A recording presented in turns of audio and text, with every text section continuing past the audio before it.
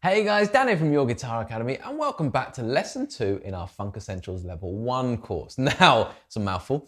Now, what we're doing in this lesson is we're taking the 3 exercises that we learned last time. So hopefully you've practiced that and come back.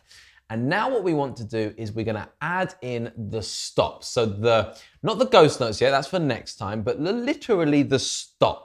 So not having the chord ringing out, okay? So this is a big step towards making it sound a little bit more funky. So you probably felt after last lesson, that's cool, it sounds all right, I can do the 16th notes now, but it doesn't sound funky yet. Now we've got that kind of bass element in play, we can start to make it sound funkier. So that's the first step today by adding the stops. So pick up your guitar and let's get started.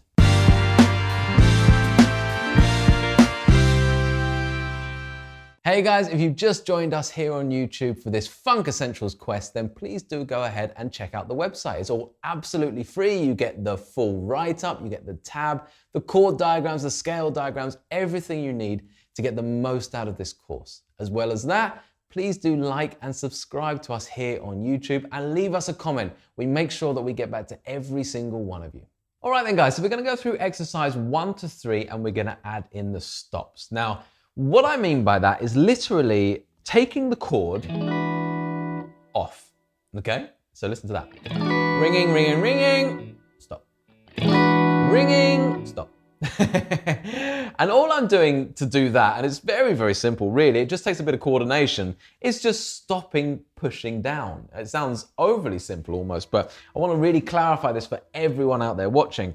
I'm not taking my hand off the neck and then coming back and kind of stopping it. This is not like fragile. I'm literally, there's the chord, I'm pushing down, I'm squeezing that chord, and all I'm going to do now is stop putting any pressure on that chord whatsoever.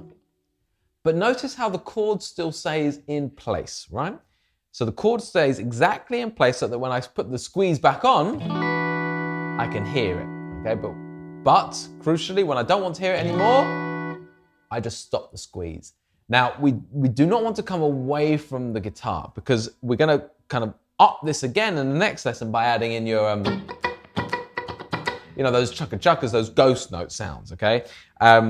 But to do that, we need to make sure we get this technique right first, okay? So for every single one of the exercises, as soon as the chord has finished, we're going to stop it off, if that makes sense. So rather than, for example, if we take exercise 1 where we were like this, 1 E and a 2 E and a 3 E, 4 E and that was our exercise 1. Now when I stop strumming the chord, so on the 2 E and the 4 E and we were still hearing that chord ring out. Listen. Ringing, ringing, ringing, ringing. Now we want to change from that to this.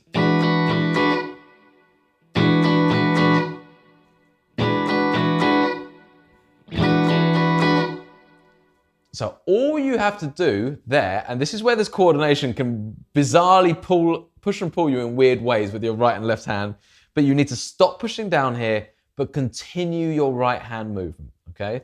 Watch my right hand here, it goes a bit funny.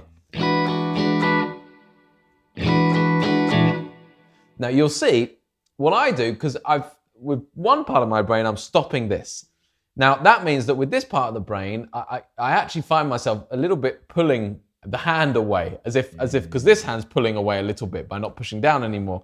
And it's just a weird thing that happens, by trying to divide this left and right hand, but it doesn't matter. Whatever works for you. This is all about just going through this process and making it sound as good as you can before moving on to the next lesson. So what I'll do is I'm going to take this first one. I'm going to put the drum beat on, back on again. We're going to do it at 60 BPM. And I'm just going to roll through this good 3, 4, 5 times to give you a really good indication of what it should sound like and how you're going to practice it. So I'm going to do the best technique I can. That right hand is going to be metronomic, it's going to be moving, and this left hand is going to be stopping in between. So actually stopping the chord by not pushing down anymore. So 1 E and 2 E and 3 E and a 4 E and you can still count 1 E and a 2 E and a 3 E and a 4 E and a 1 E and a 2 E, 3 E and a 4 E and a 1 E and a 2 E and a 3 E and a 4 E and a 1 E. And now without the count.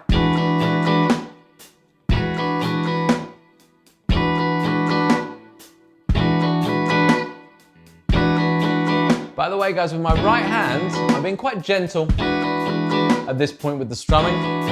If I hit it really hard, you'd feel it. I'm just being quite gentle, just a bit loose with that plectrum. You know, I'm not squeezing that plectrum too tight. If I do that, I'd get this much more aggressive sound. That's a choice that we can use or not use later down the line. So there's your first exercise, okay? Exercise 1, but now with the stops. So that's the first thing I want you to practice. So I would highly recommend just pausing the video and just giving that a go. Seeing how this coordination is starting to sink in or not. You know, you might find, oh, that looks easy, but when you come to do it, I keep stopping the right hand. That's a very common one. You know, as soon as you go like this, that right hand just wants to just sit here, just chilling, But we really want to force it to just move on. Remember, it'll only feel like you're forcing it for a couple of days or weeks until you get it down, and then it will feel very effortless, you know, to keep that moving, okay? Now, let's look at the second exercise. So the second exercise, I'm just getting it up on my screen, as well as obviously it'll be on your screen, is this one. So 1E and a 2E and a 3E and a 4E. Okay, so hopefully you've been practicing that. Now then, again, same thing here. We're gonna stop the chord once it's done. Okay, so as soon as the gray note after the red note, that's when we're stopping the chord, okay? So in this instance, it will sound like this. 1E and a 2E and a 3E and a 4E and a 1E and a 2E and a 3E and a 4E and a. Now, I'm just going to talk about a finer detail here that you might be thinking about, or maybe you're not there yet, but it doesn't matter. I'm going to tell you now, is that accuracy of when to stop it is important as well. So in my mind, I do stop it as if I was going to play it on the and. So in this instance, we got 2E, and I stop it as I say and. So have a listen. 2E and. Okay, I don't stop it too early. If I stop it earlier, listen. 2E and. It's very short then. It's very, very short. Too short, okay? What I want is 2E stop. 2E stop. Okay, that's the kind of sound I'm looking to get. So as if that down strum had somehow stopped it, but of course it hasn't. It's just, they've just synced up beautifully. So, okay. And the same for that E and at the end of the bar. Let's do it with the drum beat, and we can really hear it as it should sound. 3, 4. 1E and a 2E and a 3E and a 4E and a, right, 1E and a 2E and a 3E and a 4E and a 1E. Oh, hang on. Found the wrong beat there. Let's do it again. 1E and a 2E and a 3E and a 4E and a 1E and a 2E and a 3E and a 4E and a 1E and a 2E and a 3E, 4E and a 1E and a 2E and a 3E and a 4E and a 1E and 2E and a 3E and a 4E and a 1.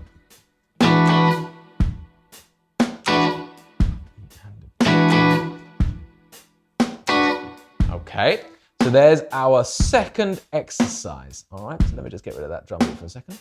And now we move on to the third one again. So again, same exercise, but now we're going to add in that stop. Okay, so this exercise, you know, as we played it up to this point so far, should sound a little bit like this. So 1E and a 2E and a 3E and a 4E. 1E and a 2E and a 3E and a 4E. Okay. Now again, we're going to add in those stops. When we add in the stops, all the same techniques taken into account. Sounds like this. E and a 2E and a 3E and a 4E and a 1E, 2E and a 3E and a 4E and a. Now, hopefully you're sitting there thinking, actually, this is starting to sound a little bit more funky, right? So let's get our drum beat on. There we go.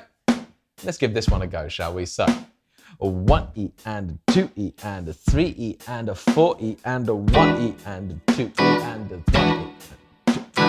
1E and a 2E and a 3E and a 4E and a 1E and a 2E and a 3E. And a 1E and a 2E and a 3E and a 4E. One more time. Now, that one I think is quite tough with the, let me just stop those drums. That one's quite tough when it comes to this concept of squeezing on and off, because you're doing it quite regularly.